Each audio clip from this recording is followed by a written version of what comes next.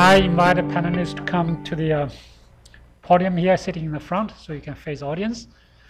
Now, we open for questions. We still have about 25 to 30 minutes. Introduce yourself. Keep your question very brief. Don't make a statement. Yes, please. Do we have microphones around? Let's start from this side.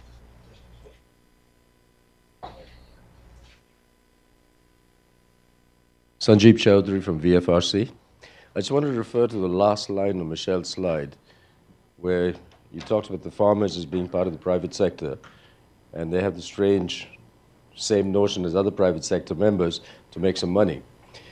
And one of the things I guess we don't seem to discuss much is what is enough money for a farmer to be able to have the capacity to invest and to avoid risk and so on, because I think those investment decisions can only be made if the farmer knows what those financial objectives are.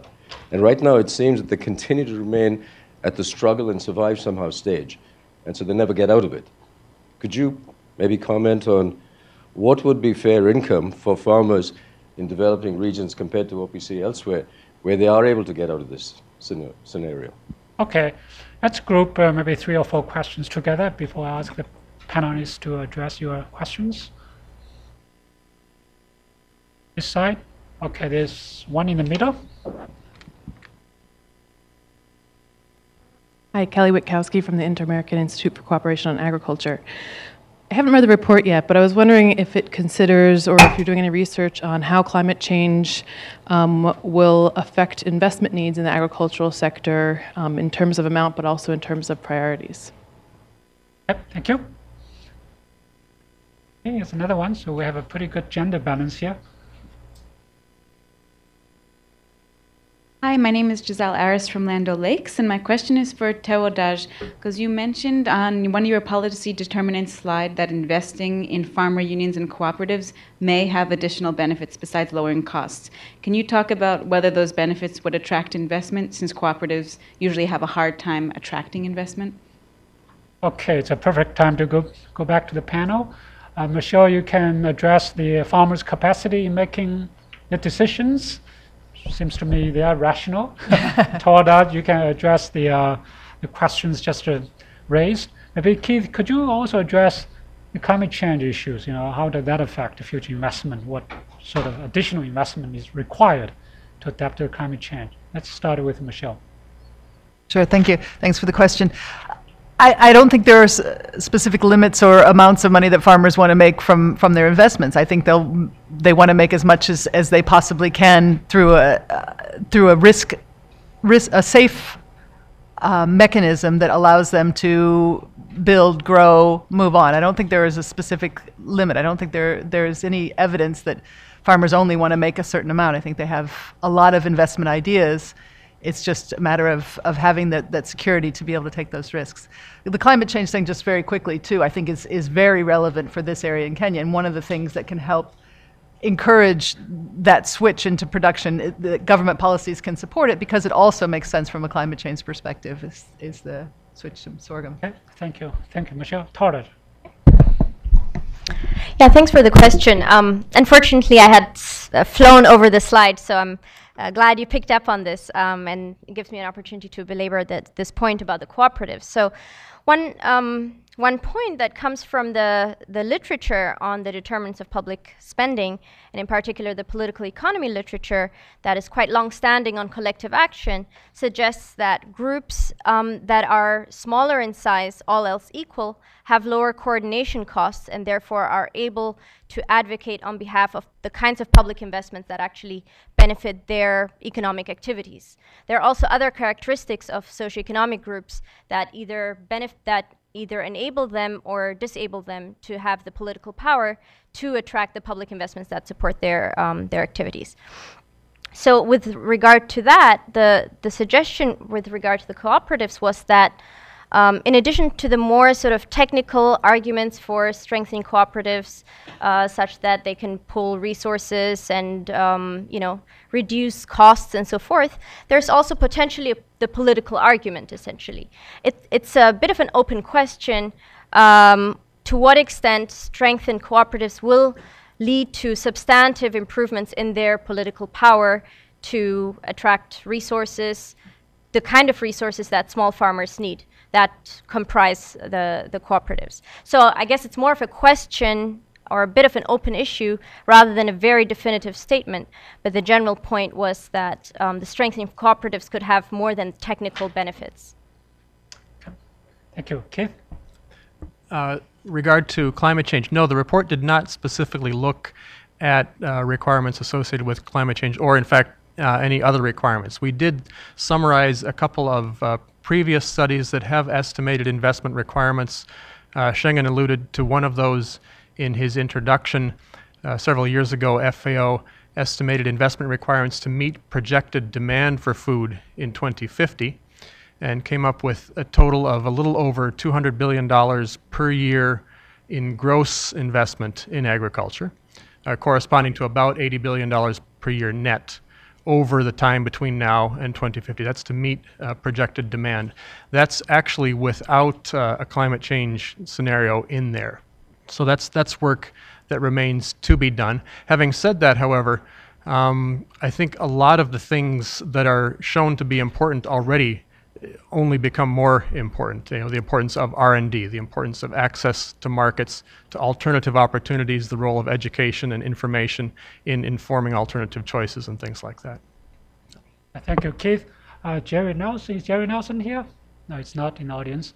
IFPRI did a couple of studies to quantify the investment required to adapt to climate change. If I remember correctly, there's a need of $7 billion a year just to adapt to the climate change, to make sure that the yield will maintain the same. So $7 billion a year. If you wanted to look at the more detailed information, they are available at a IFPRI website. I forgot the publication number. The one of the IFPRI research reports, if I remember correctly. So ask Jerry Nelson or Mark Rusgrant, the production technology divisions. Okay, so any other questions? Just one. Thank you. Paul Gannett, ACDI VOCA. I wonder if Keith might have an opportunity to respond to Michelle's point about the information and data banks lacking, particularly in a lot of the sub-Saharan African countries where the conclusions and recommendations of the report certainly seem pertinent and spot on.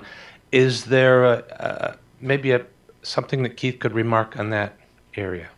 How we're going to resolve? Yeah, very good question. Okay. Hi.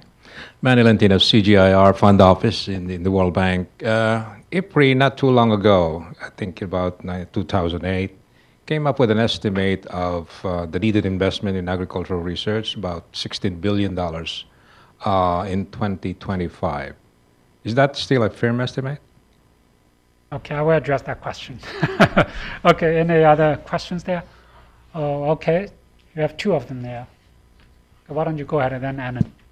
Thank you very much. Bill Grant from DAI. Michelle, I agree completely about behavior, and behavior change is actually I think one of the biggest issues, and we don't spend enough time thinking about it. And to Adaj, when you talk about public sector investment, I was just wondering kind of what your reflections are on kind of the amount of time needed to really understand why farmers do what they do, and then the ability of the public sector in their decision making on investments to actually address the problems from the perception of the farmers. Thanks. Thanks. Alan, one next to him. Yeah, Alan Jury for the World Food Program. Keith, you talked about, and everybody talked about the importance of an overall favorable investment climate, but you didn't have a chance, I guess, probably time to elaborate a little bit about the point you made that in addition to an overall favorable investment climate, special measures need to be taken to address the farmers and smallholder farmers. I wonder if you want to add a little bit more about what the report says about those special measures. Okay, well, thank you, Alan. I suggest both Keith and Todd address the missing data issue. It is a serious issue. Then I ask Michelle to address the question raised by Bill from DAI. Then I can answer the question related to required total agriculture research investment by 2025. Keith, why don't you go ahead? Okay. Yes, regarding lack of data, that's a critical problem, and I think this is the best, certainly the best we could do to pull together available data, and I think it's probably the best effort that has been made to pull together what is available. And on FDI in particular, it's data from UNCTAD. They shared their country-level disaggregated data with us. It's what's behind the World Investment Report, but in the report they only publish the regional aggregates and so forth. But as Michelle pointed out, there are big gaps in it.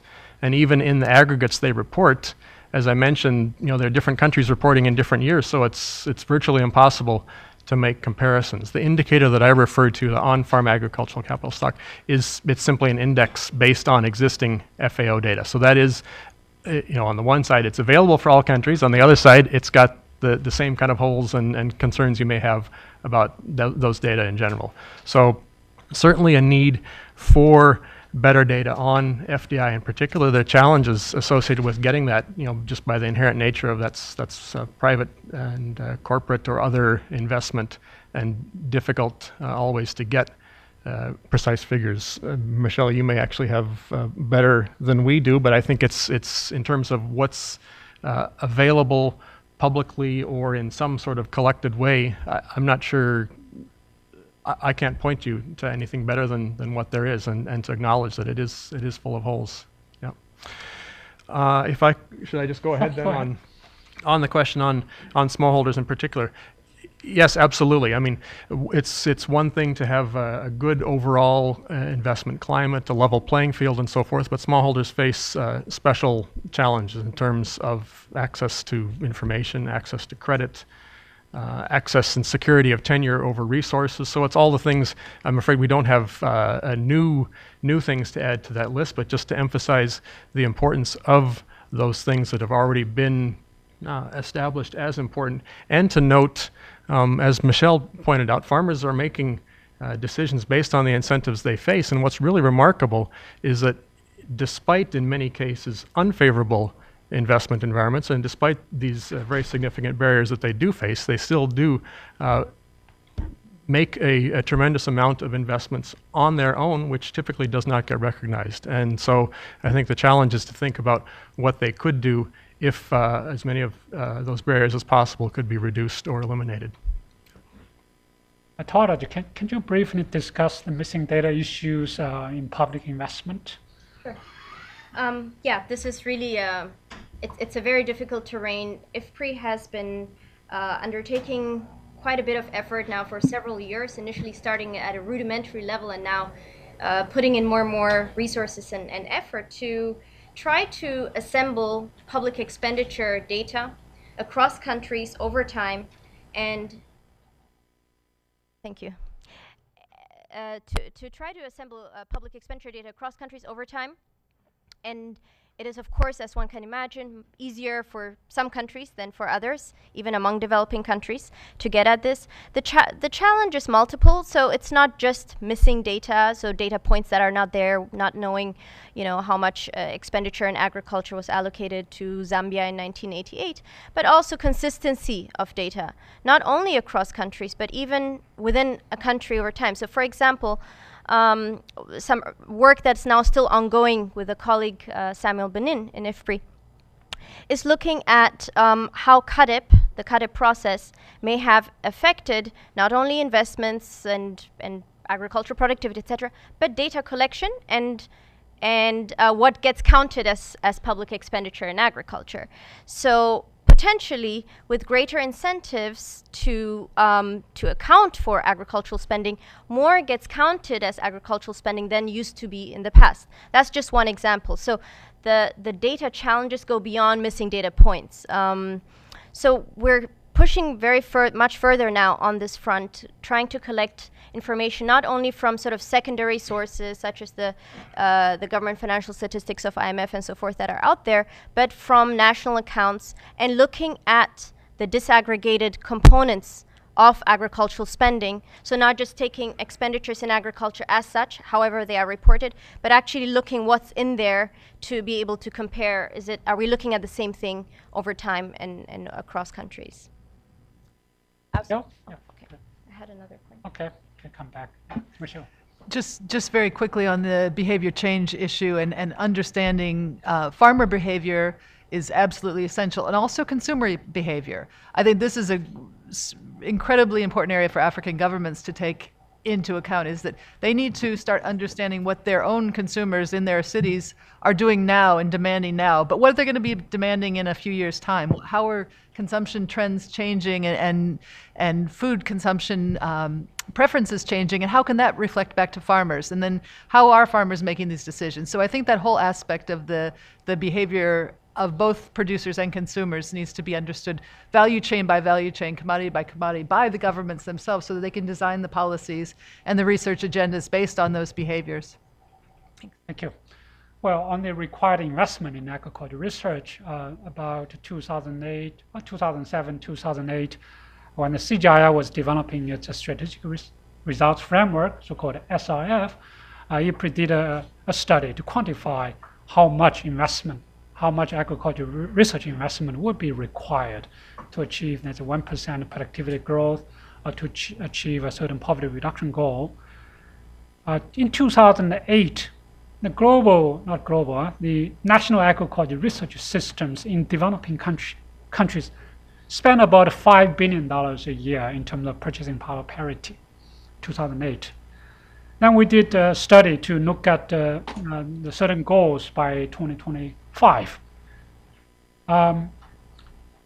We concluded that there is a need of tripling the investment in agriculture research from 5 to 15, 16 billion dollars a year by 2025. Okay, this is not just for CGIAR, this is for the whole developing countries world. CGIAR is part of it. CGIAR probably spends 10% of the total agriculture research investment. So if we triple the investment by 2025, then poverty reduction impact will be huge, from 200 to 300 million people out of poverty. And in fact, there is a little brochure somewhere, I don't know whether it's still available somewhere, the IFPRI brochure, an IFPRI discussion paper that explains more detail about the required investment, its impact, and the data required for future research. Can we go another round of questions? Maybe probably the final round. There you go. You're still working for MCC? Okay. Was with MCC, now I'm with Terra Global Partners. All right. Huntington Hobbs, we are colleagues from the past. A couple of the slides seem to suggest that subsidies, the effectiveness of subsidies declines over time. Is this understanding correct? And if so, why do they decline over time? Okay. Good question. Oh, you have some questions from online. Good. We had one question that came in from Twitter. It was from Feed the Future Partnering for Innovation Project, and they asked, we love the report chapter on private investment. What ag tech has sparked the most private investment in 2012? And then we have a second question from the overflow room.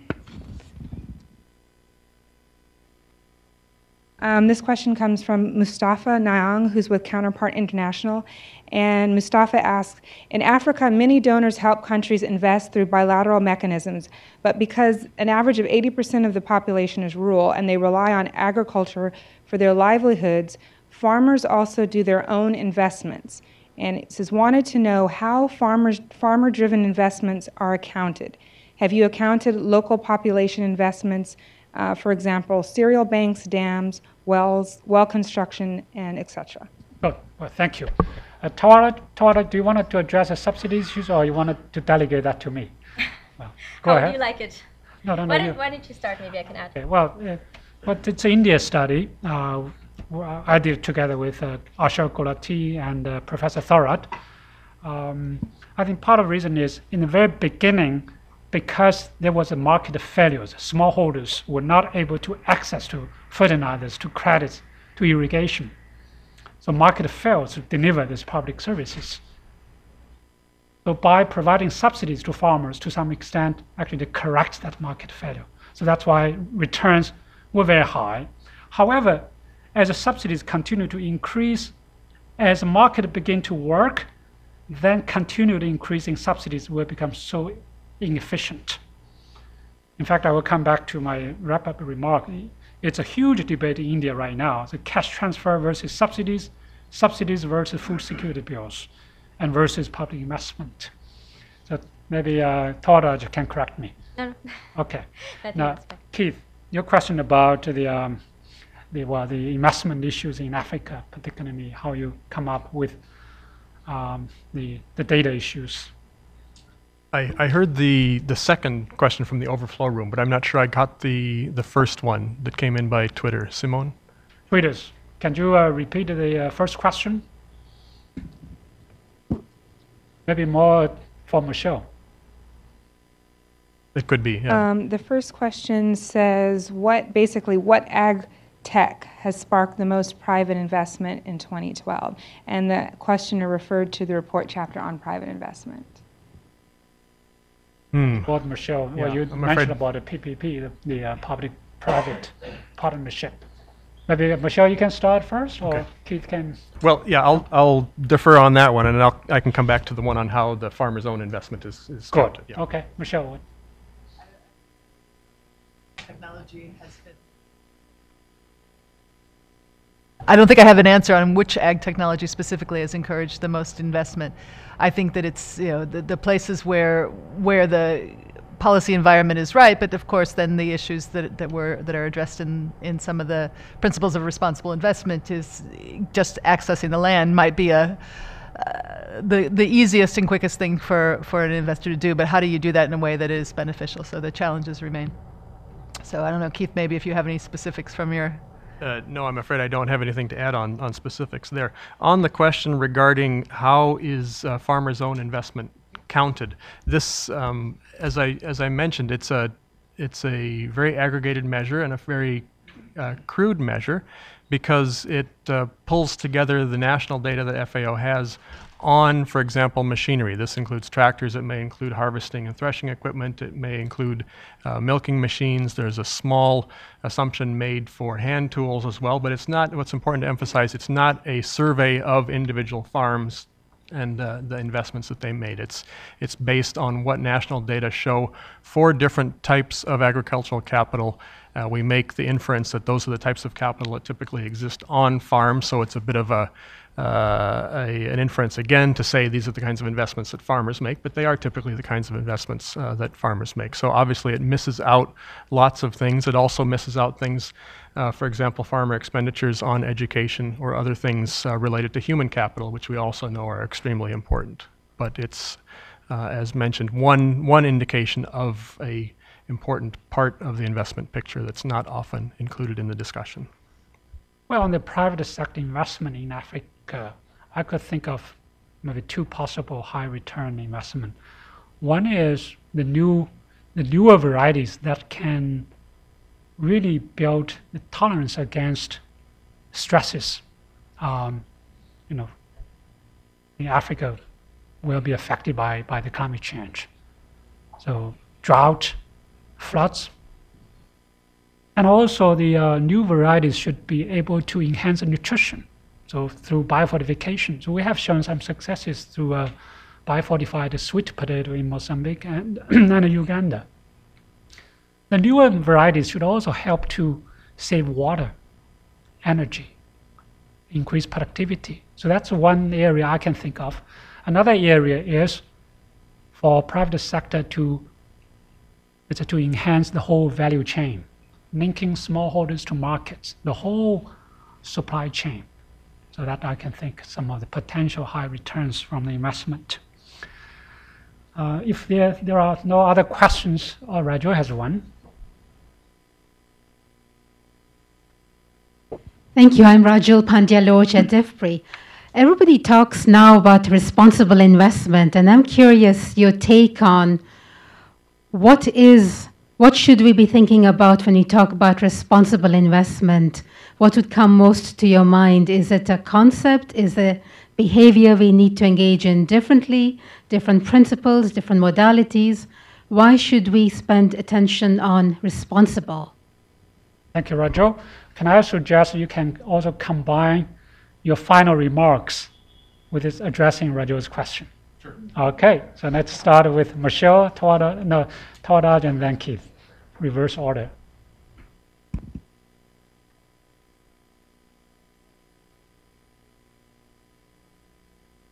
Okay, here it goes. Yeah, the concept of responsible investment is absolutely the key for the next couple of years, and it has to mean something that is good for the small farmers, where they're involved in consulted, truly involved and consulted, not just superficially as a checklist at the beginning. Because if they're not involved and part of it, they're going to be unhappy with the situation. That's going to lead to them not voting for the government that's in office. That could lead to all kinds of things. So inclusive, bringing smallholders into the mix, but also the component of environmental sustainability and environmental responsibility. And that's, again, the public sector has to play a role in this. It has to be able to say that this investment may be good for the business, it may be good for all those 4 private sector stakeholders, the government may receive official or unofficial rents from it, but the environmental stewardship has to be part of the responsible investment. So I think that aspect needs to be a key part of it, of the discussions going forward. Sure, Towdage.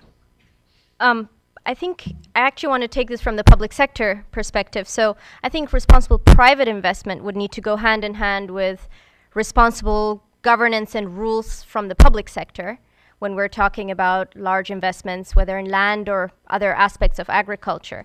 I think one cannot work without the other. So to say, just ask of the private sector to be responsible without having the government, which is their main counterpart in initial interactions, also undertake take a responsible stance in setting the rules of the game in land investments.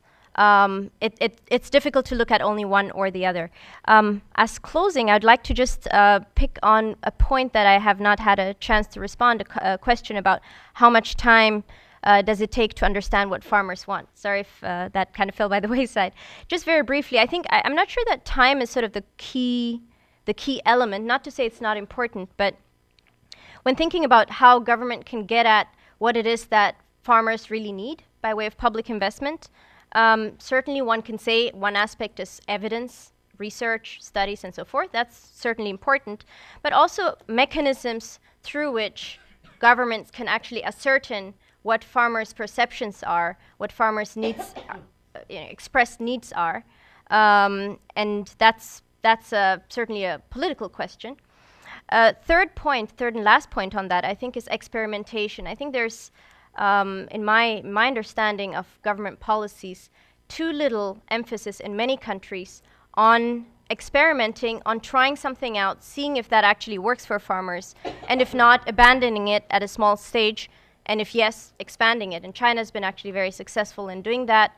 Many other countries could follow suit on that particular front. Thank you. Keith, your final word? Yes, thanks for the question, Rajul. I think, echoing what Michelle and Tewodaj have already said, responsible involves 2 dimensions, and you can look at it in terms of what the objectives are and whether the objectives of investment are responsible, and there you have to think about the types of things that a private individual or a private investor does not necessarily have an incentive to consider. What are the broader impacts, whether those are environmental, whether those have to do with broader economic growth and development, poverty alleviation, food security, and so forth. And the second dimension of responsible investment is more about the process of achieving those goals. And that, I think, also was touched on by Michelle and Tewodaj, but it means being participatory, it means being inclusive of all stakeholders, it means being transparent, it means recognizing existing rights and things of that nature. So these are all elements of the discussions that have already begun and that are taking place. One of the roles of the Committee on World Food Security is not to be just an intergovernmental process, but to bring in also the private sector, NGOs, and other stakeholders in the process, so that the outcome of those discussions actually represents input from all these different types of stakeholders, and therefore has better potential to be, if not binding, at least persuasive in its impact. And I think what all of this adds up to in terms of a message of the report is that we have to look beyond just what is the quantity of investment needed, or even the type of specific investments, but what is the quality of the investment required. Kevin Cleaver, in a discussion we had on investment at FAO a couple of years ago, said, let's think imaginatively, what happens if we actually got the $200 billion that FAO estimated was needed tomorrow? What would we do with it? Would we be able to handle it, and would we know how to spend it? And would we even know how to go about making those decisions? Those are the things that I think we really need to focus on, so that the private actors have the room to make decisions, but that those decisions are made in a well-informed context and with good recognition of what the broader social and long-term impacts of them are. Thanks. Well, thank you, Keith. Well, obviously, this report focused on investment, and lots of discussions went beyond that report. The good news is IFPRI will also launch its own annual report, flagship report, the Global Food Policy Report. That will be launched on March 14 or 15. So that covers a wide range of issues related to food security policies, so non-policies. I think these two reports complement each other very well. So FAO identified one theme to focus, while IFPRI's report tried to comprehensively review the policy development in a particular year. So to wrap up, I have 5 messages. Number one is investment climate is so critical. So we should really work on improving the climate so the private sector, the public sector, and farmers can increase their investment. For example, Keith mentioned about the exchange rate, overvaluation of exchange rate, and certain macro policies can do much more damage, provide a much more disincentive for farmers to invest. So that we needed to work on, so investment climate. The second is the public goods nature. The public investment has to focus on public goods, moving away from subsidies. Initial subsidies may be important, but more important is to provide public goods, irrigation, agriculture research, rural infrastructure. India is debating right now cash transfers versus subsidies versus food security bills. Big debate. So I just came back from India. Everybody is debating about it. So we know that subsidies are inefficient, cannot reach the ideal or designed targets, needs to be reduced. The better way to spend the money is to invest in agriculture research, in rural infrastructure. India is still underinvesting in these areas. The cash transfer will spend huge amount of public resources. How the Indian government should design a program that can help the poorest of poor, to access to minimum food, access to minimum income, but in the meantime, make sure that that spending will not crowd out more productive investment. Food security bill is very important. They will guarantee everybody has the rights to access to certain food. Once again, how to target the very needy people without overcrowd the public spending is another tricky issue. So IFPRI is ready to provide needed support, evidence for Indian government to make the right decision. But the political process has to be understood by us before we propose any options. Then number 3 is investment in agriculture and for agriculture. I think this is so critical. Again, in many instances, it is investment that is outside of agriculture that has much bigger impact than agriculture. I think we need to take that into consideration. So look at the investment for agriculture, the rural infrastructure, electricity, rural roads, transportation, or the supply chains. These are not necessarily narrowly targeted to agriculture, but they have tremendous impact on agriculture. And number 4, what I heard is data. So not only missing data, but also the quality, the comparison of this data and the consistency of this data over time and across different regions, across different countries. We got to invest more on this. The IFPRI is leading a very large CGI research program on policy institutions and markets.